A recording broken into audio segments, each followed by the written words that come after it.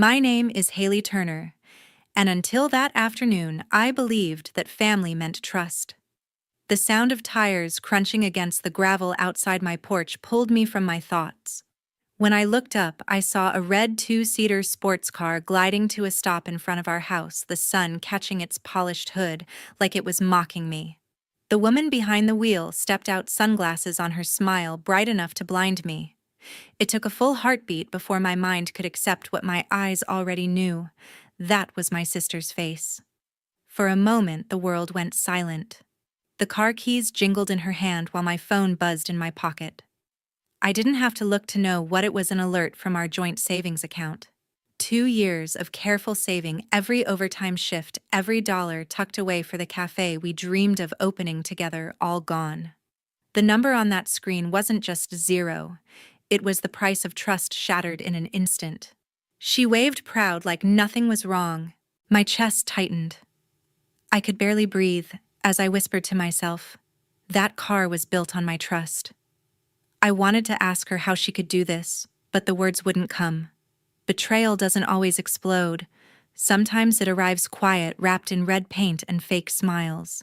So I smiled back, and in that silence, a story began writing itself in my head, one that would end very differently than she imagined. Before we dive into my story, tell me, what time is it where you are, and which city are you watching from? I want to see how far this story has traveled.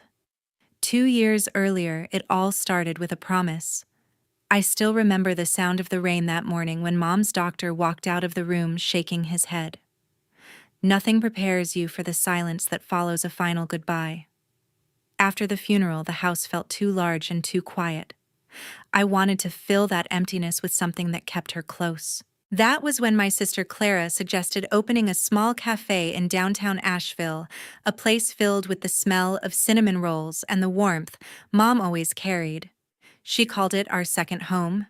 For a moment, it felt like hope. We sat at the kitchen table, sketching out plans on napkins.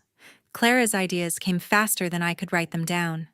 She wanted murals, live music, and fancy imported beans. I wanted numbers that made sense, rent we could afford, and a business that could actually survive. She called me too serious. I called her a dreamer. Somewhere in between, we shook hands on a promise we would build it together no matter how long it took. To make it real, we opened a joint savings account at the local bank. I deposited most of my earnings from the design firm where I worked, while Clara contributed from her part-time job at a boutique. It was uneven, but I didn't care. She was my sister, and I trusted her. Each month, we added a little more, watching the balance grow, like proof that we could do something meaningful together. Dad, who still lived on the edge of town, visited one evening and found us arguing about the price of coffee machines. He just smiled and said, "Money tests who we are, girls. Don't let it test your love." We laughed it off, promising him we would never fight over money. Back then, I believed that was true. As months passed, Clara's habits started to show cracks in our perfect plan. She bought new clothes for brand image, spent weekends in Atlanta networking, and returned with stories of people she met who might invest someday. I kept the receipts, balancing them against our savings, pretending the numbers still added up. When I brought it up, she brushed it aside with a hug and said, "Relax, Hailey. It's part of the process. You worry too much." Maybe she was right. Or maybe I just wanted to believe her. Grief has a way of making you cling to anything that feels like family.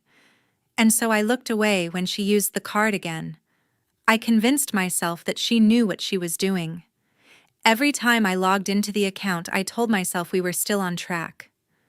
Still, something about the way she smiled when talking about the future made me uneasy. It wasn't the smile of someone building something with you. It was the smile of someone running ahead without looking back. I told myself it was just my anxiety talking. After all, she was my sister, and we had promised to trust each other completely. The first real crack came during Christmas that year. I found a receipt tucked between the pages of a cookbook, showing a purchase that had nothing to do with our cafe tickets to a music festival, a designer bag, a weekend stay at a resort in Miami. I sat there staring at the paper until the ink blurred. Confrontation sat heavy on my tongue, but I swallowed it down. It was easier to believe in the dream than face the truth. By spring, we stopped talking about the cafe altogether. She said the timing wasn't right. I said nothing. The account stayed open, the money untouched for a while. But deep down, I felt something shifting. Promises like savings lose value when only one person keeps adding to them.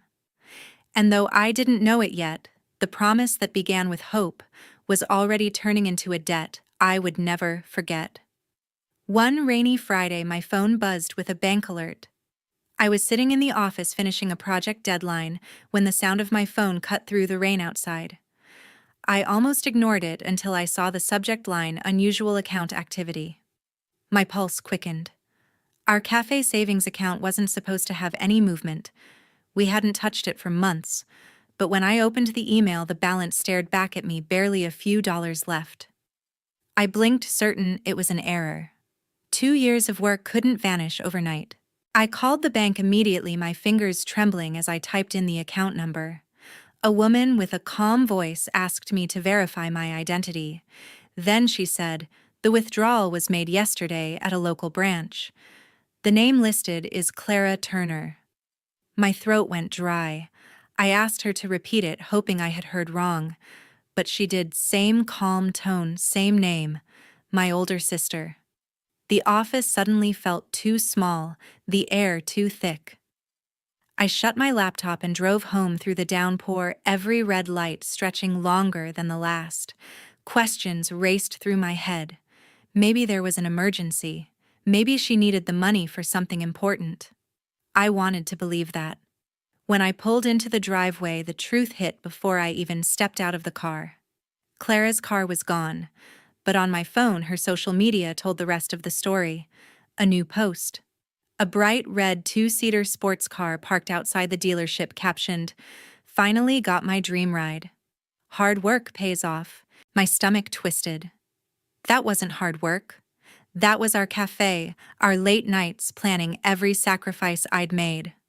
All of it polished into metal and parked for likes. When she walked in later, her heels clicking against the floor, she looked radiant, no trace of guilt. I stood in the kitchen holding my phone. "You used our savings?" I said, my voice low but steady. She shrugged. "Relax, Hailey. I'll pay you back once things settle." Pay me back. The words tasted bitter. That money was supposed to be for both of us. For Mom's cafe. She laughed lightly. "You're being dramatic. It's still our dream, just delayed. Besides, you're doing fine. You can save again." Something in me broke. Not from the money, but from how easily she dismissed it, as if trust could be replaced like cash in a drawer. I watched her pour herself a drink, humming, completely unaware that I was memorizing every detail, the tone of her voice, the glint of her new car keys on the counter, the smell of rain on her jacket. She thought the silence meant surrender. But in that silence, something inside me shifted. I realized that confrontation would change nothing. Clara never listened when she was wrong, she only doubled down. So I did what I'd always done best. I stayed calm and started thinking. That night, while she posted another picture of her new chapter, I opened my laptop and began documenting everything: receipts, transactions, timestamps. I spoke to no one, not even Dad. Trust was already too fragile to risk another conversation. The house was quiet except for the hum of the refrigerator and the tapping of my keyboard. I didn't cry. There was no point. Tears wouldn't bring back what was lost. This wasn't about money anymore. It was about learning who my sister truly was. By midnight, I had a folder full of proof and a calmness I hadn't felt in weeks. Clara might have taken the savings, but she had no idea what she'd awakened in me. Trust once broken doesn't heal, it transforms. And that night, I stopped being her forgiving sister and became something else entirely, someone who takes notes before she strikes. By Sunday morning, the storm had passed, but the quiet that followed felt heavier. I sat by the kitchen window watching water drip from the eaves and realized something had shifted inside me. I no longer wanted to scream or cry. I wanted clarity. So I opened my laptop and began reading everything I could about joint accounts, ownership rights, and civil law. The more I read, the clearer it became. What Clara had done wasn't just betrayal, it was theft under the law. My name was on that account. Half of that money was mine, and I had every right to take action.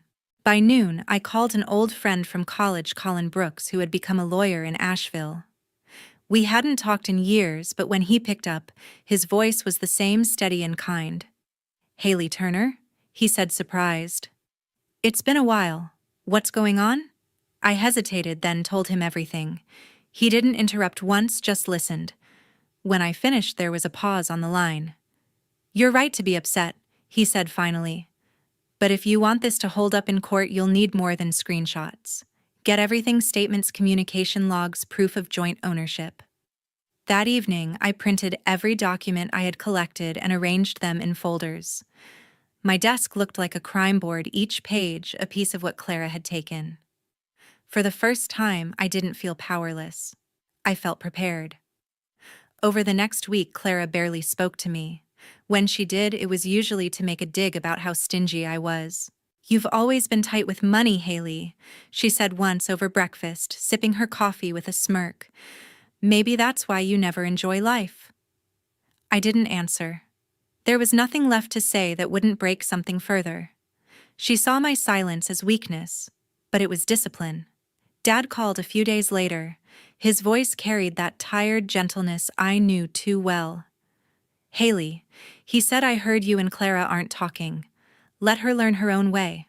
She'll come around." I wanted to tell him she wouldn't, that some people only learn when they lose everything, but I swallowed the words. He had always believed in giving people space to fix themselves. I knew better now. I stopped calling her my sister around that time.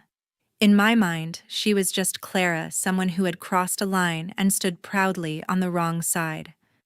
Every time I saw her car in the driveway, shiny and perfect, I felt less connection to the person behind the wheel. At work, I became quieter.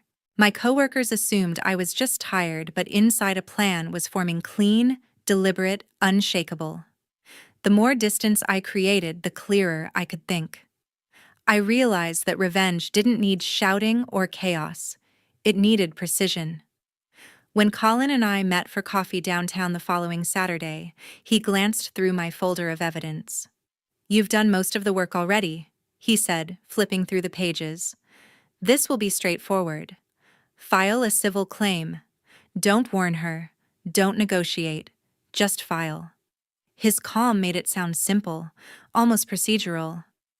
I signed the paperwork that afternoon, my hands steady. For the first time in weeks, I slept through the night.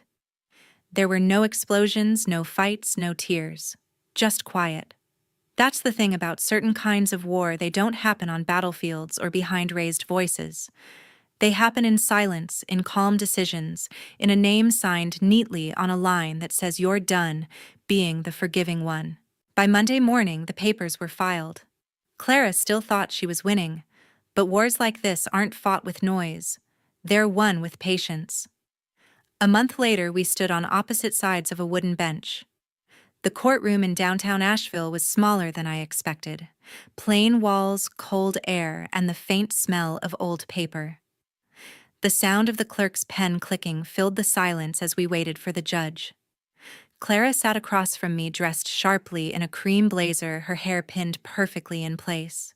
She looked more like she was attending a meeting than a hearing. Colin sat beside me, calm as ever, flipping through our case file. When the judge entered the room, stood.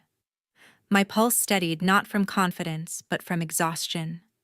This was no longer about winning, it was about ending. Colin began by presenting the records. He spoke clearly, guiding the judge through each bank statement, each withdrawal that carried Clara's signature. The room was quiet except for the sound of paper turning. "Your Honor," he said, "my client, Ms. Turner, and the defendant opened a joint savings account with equal ownership. The withdrawals made by Ms. Clara Turner occurred without joint consent, violating the legal principle of shared authorization under state law." Clara's lawyer rose, adjusting his tie, his voice smooth. "Your Honor, this is not a business dispute. This is a family matter between two sisters. Families operate on trust, not contracts. Miss Clara didn't act with malice. She simply used shared funds within what she believed to be her right. The judge turned to Clara. Is that correct? She nodded, eyes wide, playing the part of the misunderstood sibling. We're family, not business partners, she said softly. I never thought she'd take it this far. Colin leaned forward, calm but firm. Your honor, joint account means joint consent. Emotion doesn't erase legal responsibility. My client trusted family. What she received was financial loss. There was a pause long enough for the words to sink in. The judge glanced down at the statements, then at Clara. Miss Turner, personal relationships do not void contractual obligations. You withdrew funds totaling $22,000 without written approval from the co-holder. That is by statute an unauthorized withdrawal. You are ordered to return the full amount within 60 days. The court will also issue a lien against the vehicle purchased with those funds until the debt is repaid. The words landed like a quiet verdict on the air. Clara's smile faltered just slightly. For the first time, her confidence cracked. Her lawyer tried to speak again, but the judge raised a hand. This case is closed. The gavel came down once sharp and final. Colin gathered our papers without a word. As we stood, he looked at me. You did the right thing, he said quietly. I nodded, but I didn't feel victorious. The sound of Clara's heels followed me out into the hallway, echoing like a memory I was finally leaving behind. Outside, the sky was pale blue, the air crisp. Reporters weren't there, no cameras, no witnesses, just quiet. Clara walked past me, her expression unreadable. For a second I thought she might say something. She didn't. She just kept walking. I stepped down the courthouse stairs, my shoes clicking against the stone. The world went on as if nothing had happened. Cars passed. People chatted. A man sold coffee at the corner. I took a deep breath and realized that justice doesn't need applause. It doesn't always look like victory either. Sometimes it's just the sound of balance being restored softly, quietly, exactly where it should be. When I reached the parking lot, Colin gave me a small nod before leaving. I watched him drive away, then turned back toward my own car. The red reflection of Clara's sports car gleamed in the distance. For a moment, I almost felt sorry for her. Almost? Then I got in, closed the door, and drove away without looking back. A week after the verdict, the house felt too quiet. The walls seemed to absorb every sound as if they too understood what had been lost. The coffee cups still sat in the sink, 2 of them, though only one was used now. Clara had packed her things 3 days after the ruling. No note, no apology, not even a goodbye. The room she once filled with laughter now smelled of dust and still air. I walked through the hallway that used to echo our conversations and found only silence waiting in return. Evan stopped by that Sunday. He looked older than I remembered, shoulders slumped, eyes clouded with something heavier than disappointment. He sat at the kitchen table, tracing the rim of his mug before speaking. You did what you had to do, he said quietly. But sometimes, doing the right thing doesn't feel right. I didn't answer. There was nothing to say that wouldn't reopen the wound. After a moment, he sighed, as if setting down a weight that had been on his chest for years. Blood isn't thicker than respect, he murmured, staring at the window where the rain began to fall again. The words lingered between us like a truth too simple to ignore. That afternoon, I went upstairs to clean out the room that once belonged to Mom. Her perfume still faintly clung to the old curtains, and her journals rested on the nightstand edges, yellowed from time. I opened one and found a line she had written years ago. Peace begins the moment you stop demanding justice from others. My fingers traced her handwriting, soft and trembling. For the first time in weeks, I let myself cry, not for the money, not for Clara, but for the quiet space between what we were and what we became. Later that evening, Talia appeared at the doorstep. It surprised me. She rarely visited since moving to Atlanta. She looked around the house with a kind of gentle nostalgia before sitting beside me on the porch swing. I heard about the case, she said. I nodded, still unable to find the right words. You did what you believed was fair, she continued. But remember, peace is worth more than payback. Her tone carried no judgment, only weary wisdom. The wind lifted her hair, and for a moment we sat in silence, the sound of cicadas filling the air. When she left, she hugged me tighter than she ever had before. That night, I made my decision. The house had become a museum of things that no longer belonged to me. Voices, memories, echoes of who we used to be. I called a real estate agent the next morning. By Wednesday, there was a sign in the yard. Packing took days. Each box I sealed felt like closing a chapter I hadn't realized was still open. I found old photos of Clara and me behind the cafe counter, flour on our faces, our smiles wide and real. I stared at them longer than I meant to. Then I slipped them into a drawer instead of a box. Some things don't need to travel forward.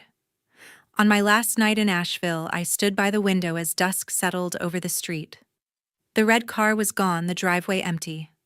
For the first time, I didn't feel anger or pity. Just space. A clean kind of silence. The next morning, I locked the front door and slid the key under the mat. My car was already packed. As I drove away, the house grew smaller in the rearview mirror until it disappeared behind the trees. I didn't cry. I didn't smile either. I simply breathed steady and quiet as the road curved toward whatever waited next.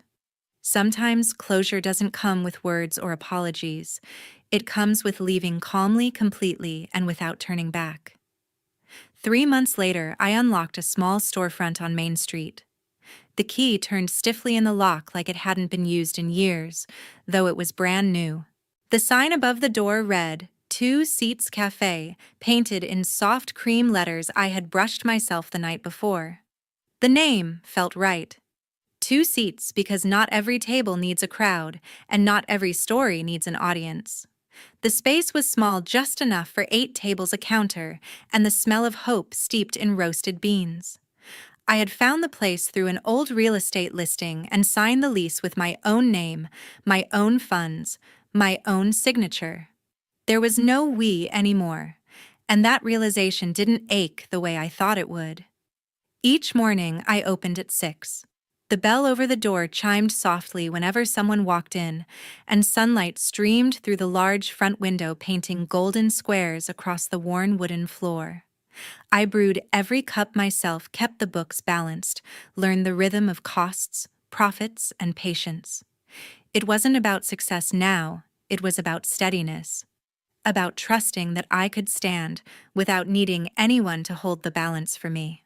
There were quiet days when only a few regulars came by, the postman with his black coffee, a teacher grading papers over a muffin, a mother reading by the window while her baby slept in a stroller. I learned their names, their stories, and the way they liked their coffee. The world felt smaller but fuller. Sometimes late at night, I'd sit at one of the 2 corner seats with a cup of chamomile tea, listening to the hum of the refrigerator and the faint music from the street. The silence didn't frighten me anymore. It was the kind that stays, not the kind that hurts. Managing the cafe became a quiet ritual. I tracked every expense, noted each sale, made sure the register closed with precision. Numbers no longer scared me. They were just the reflection of care. Every receipt, every payment was a promise to myself this time, not to someone else. One Tuesday afternoon, as rain traced silver lines down the front window, my phone buzzed.